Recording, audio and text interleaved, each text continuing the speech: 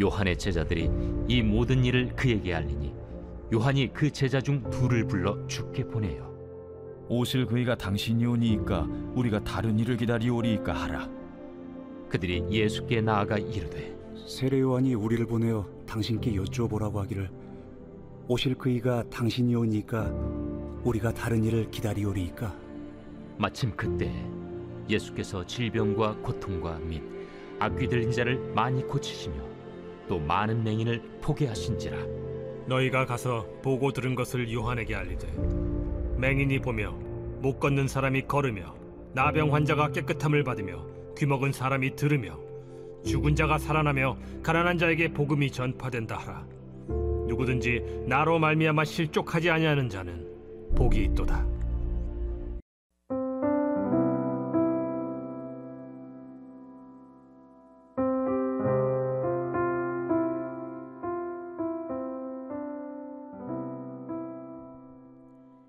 터칭 더 보이드라는 영화는 1985년도에 있었던 산악등반가 조와 사이먼의 실화를 다룬 영화입니다. 조와 사이먼은 안데스 산맥의 6,000m나 되는 서벽을 등반하는 일에 성공을 하고는요, 하산을 하는 길에 조가 크레바스에 빠지는 사고를 당하게 되죠. 크레바스는 빙하가 갈라진 틈을 말합니다. 내린 눈에 덮여있기 때문에 이 크레바스는 상층부가 가려져 있어서요, 등반을 하는 자들은 반드시 이 스틱을 이용해서 바닥을 두드리며 눈길을 걸어야 하는데요, 자칫 방심하는 중에 발을 헛디뎌 이 크레바스로 떨어져 버리면 미처 손을 쓰기도 전에 함께 무너져 내리는 얼음에 파묻혀 죽음을 맞이하게 되는 것이죠. 조가 크레바스에 떨어져 버리자 결국 친구인 사이먼은요, 자신과 연결된 이 자의를 잘라버리게 되는데요. 큰 신앙적인 승리를 경험한 후에 이렇게 발을 헛디디는 실수로 인해 사이먼과 같이 회생할 수 없는 저 밑바닥으로 추락하는 일들을 우리는 경험하곤 합니다. 큰 은혜를 받고 돌아오는 길에 누군가의 한마디 말, 작은 행동 하나에 와르르 무너져 내리는 것 같은 추락을 우리는 경험할 때가 있지요. 오늘 본문에선 이것을 실족이라고 표현을 합니다. 누가복음 7장 18절에서 23절까지 말씀에는요, 거장이죠, 세례 요한, 이 세례 요한이 실족하려 하는 순간이 기록되어 있어요. 지금 세례 요한은 이 당대 분봉 왕이던 헤롯 안티파스에게 가서 그가 저지른 죄를 회개할 것을 담대하게 선포하다가 헤로디아의 요청으로 잡혀서 감옥에 구금되어 있었던 상태였죠. 여러분, 요한이 외쳤던 말씀들을 기억하시죠? 요한은 예수님이 어떤 분이신지를 누구보다 정확하게 보았고 모든 이들의 관심이 예수님을 향하도록 방향을 지시해 주던 자였습니다. 예수님에게 세례를 베풀 때 성령께서 내려와 예수님에게 임하는 것을 직접 보았죠. 이 본 것을 자신의 제자들에게 증언까지 했었어요. 자신의 제자들이 예수님에게 나아가려고 했을 때는 그는 흥하여야 하겠고 나는 쇠하여야 하리라 하면서 예수님을 찬양했었죠. 헤롯 왕에게까지 가서 심판의 메시지를 전할 정도로 이 사역의 상승각오를 달리고 있었는데요. 그런데 오늘 본문을 보니 이런 세례 요한이 자신의 제자들을 예수님에게 보내서 이런 질문을 하게 한 겁니다.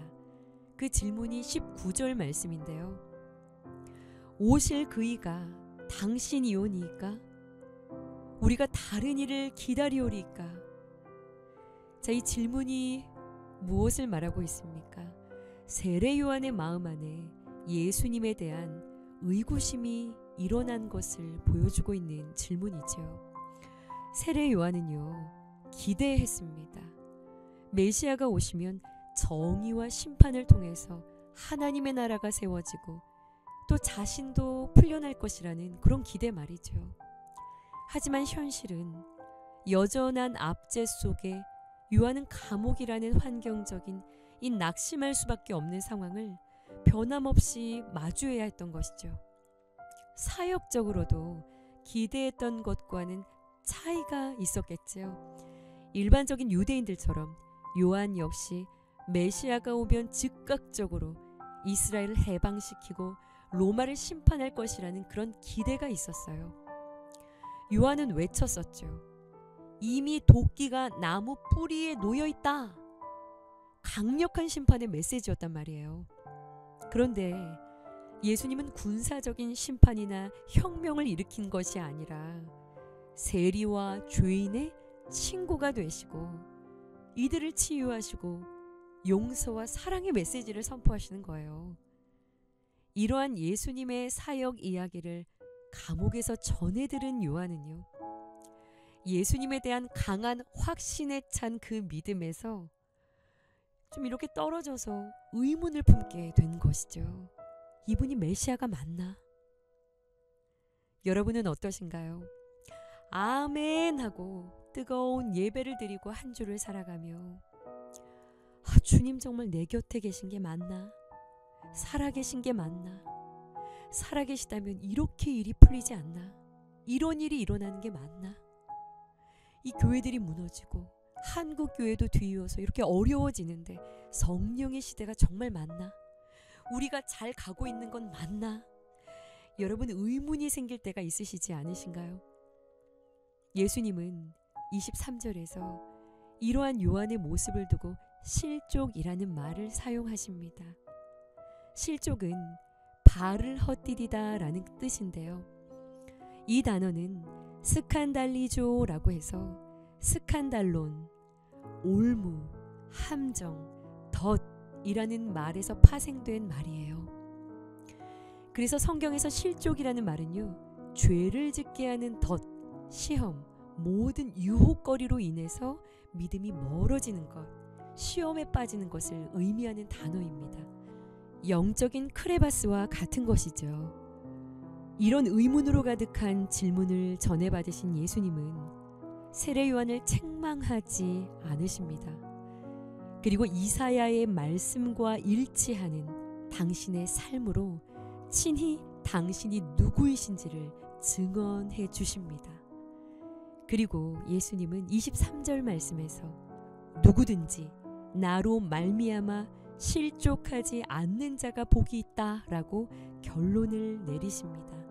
다시 말하면요, 누구든지 나로 말미암아야, 나를 제대로 알아야, 나로 인하여야 실족하지 않게 된다라는 이야기예요.